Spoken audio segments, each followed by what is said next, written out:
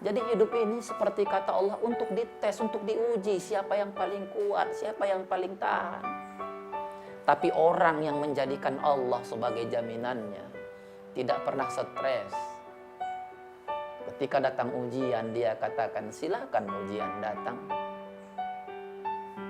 Allah jauh lebih besar daripada masalah. Masalah kecil. Allah yang besar. Itulah konsekuensi logis dari ucapan hasbi Allah wa ni'mal wakil, ni'mal maula wa ni'man nasir. La haula wa la quwwata illa billahil aliyyil azim. Ketika orang sudah merasakan Allah sebagai jaminannya, tidak perlu takut. Tidak perlu banyak gelisah, tidak perlu kecil hati. Hidup ini memang tempatnya masalah. Hidup ini memang tempatnya ujian. Allah pun menciptakan kita salah satunya untuk diuji. Siapa yang paling tahan, siapa yang paling sabar, siapa yang paling kuat, siapa yang paling baik. Jadi sadarilah itu, bahwa hidup ini untuk diuji.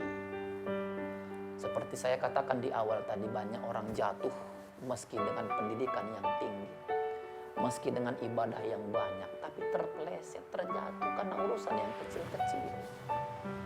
Pahamilah hidup ini ujian. Dan kuncinya, kuat tidaknya kita terhadap ujian itu, seberapa kuat kita menggantungkan diri kita ini kepada yang maha hidup. Seberapa kuat diri kita ini menjadikan Allah sebagai jaminan. Hanya orang yang mendekatkan diri kepada yang maha hiduplah yang hatinya senantiasa hidup. Jadi tidak mudah resah, tidak mudah stres, tidak mudah gelisah. Stres gelisah itu karena keyakinan kita kepada Allah masih dipertanyakan. Kalau kita yakin kepada Allah, Allah yang menghidupkan dan mematikan kita, kenapa kita tidak mengadu kepada Allah?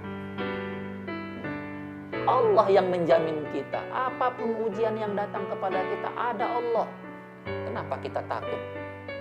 Rasulullah meskipun datang ujian bertubi-tubi, dia tidak pernah takut.